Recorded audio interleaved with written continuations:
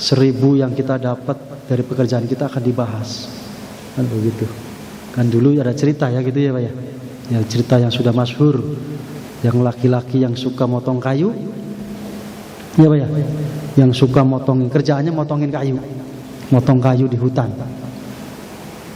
Ada sayembara kan gitu ya, ada sayembara, orang kaya raya meninggal, pengen ditemani selama 41 hari, menggiurkan, nanti dapat rumah, dapat apa, miliaran lah duitnya.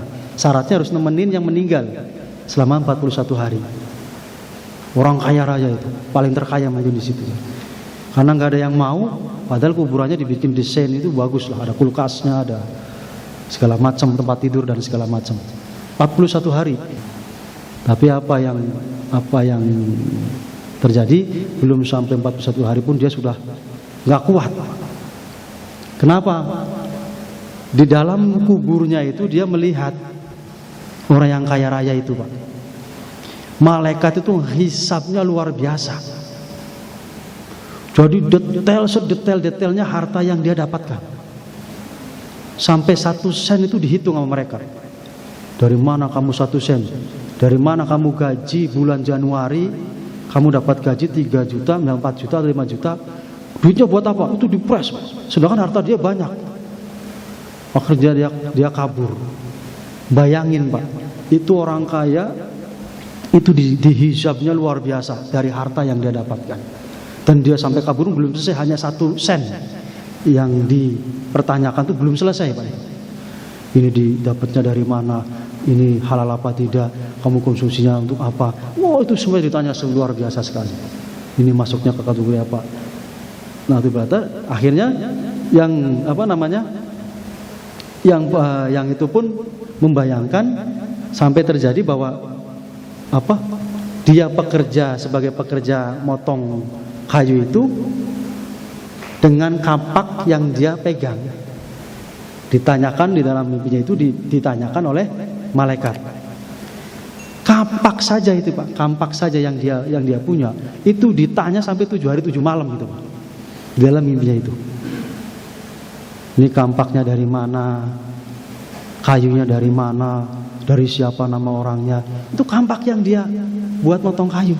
Akhirnya dia langsung kabur. Bayangin kalau nanti dia punya duit 1 miliar, berapa tahun hanya untuk masalah harta yang ditanyakan oleh malaikat. Masya Allah. Makanya ya ini buat ibrah kita, buat pelajaran kita lah. Jadi nah ini kan untuk pengingat kita. Walaupun banyak hal yang nanti kita bisa, makanya ya itu tadi saya sering menginformasikan bahwa kita harus belajar sangat mendalam. Nanti bagaimana cara menjadi kifarohnya, bagaimana kita ini meleburnya, itu nanti itulah yang harus kita ketahui. Jadi amalan-amalan apa yang kiranya nanti bisa menutup dosa-dosa yang sudah. Ada juga sholat yang menutup.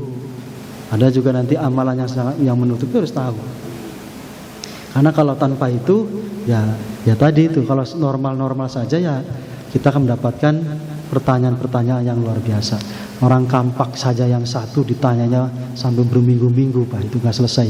Sampai dari mana kayunya di sebelah mana, itu halal apa tidak, itu besi yang nempelnya dari mana, kamu tahu bahannya dari mana, sampai sedetail itu.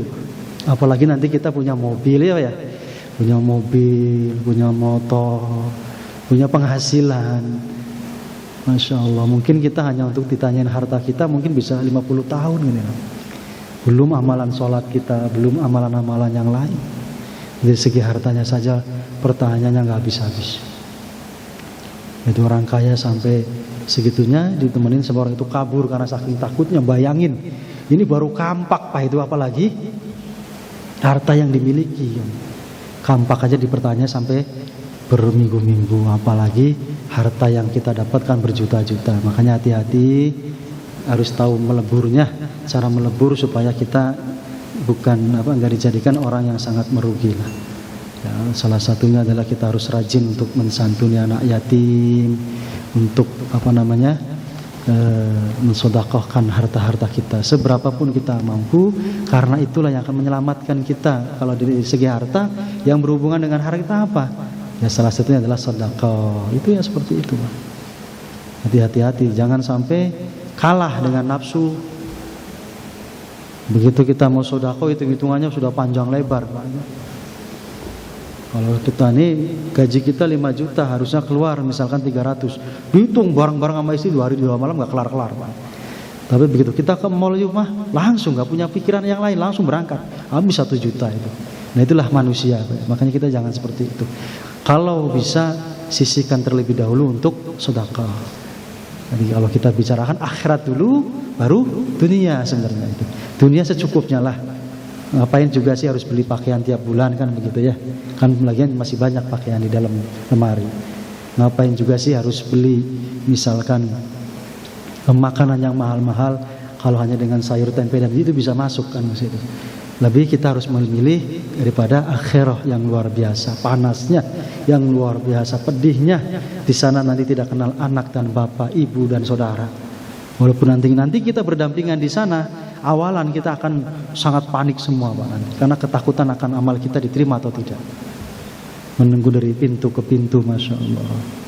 Menunggu dari nabi ke nabi berkeliling. Yang matahari itu hanya 1 jengkal saja. Makanya payungnya kita adalah salah satunya adalah amalan-amalan yang seperti itu. Yang mudah-mudahan kita harus lebih mementingkan akhirah. Karena kalau kita sudah sayang, nah itulah maka tanda-tanda kita akan, hati kita akan beku, yang nanti akan berat sekali. Begitu untuk akhirat, pertimbangannya banyak, sampai dihitung sana sini, sampai dihitung sana sini, sampai dibahas tentang masalah bagaimana itu, bagaimana ini, nantinya bagaimana. Tapi begitu urusan dunia tidak ada perhitungan, berapapun dibayar, berapapun dibeli. Bahkan yang hanya untuk sekedar yang dibuang saja, makanan-makanan apa yang dibuang pun sangat gampang.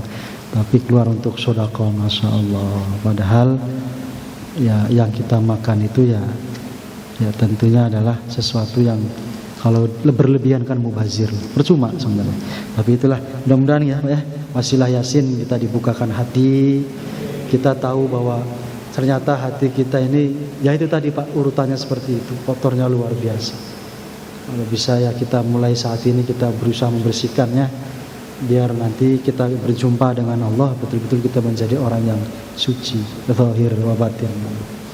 Ala hadiniyah wa ala kulli niyatin salihah ila hadratin nabiyil mustafa biridhoillah biniyati qabul hajatunya, wa khususun keluarga besar Yasin Fadilah dan keluarga kita semua.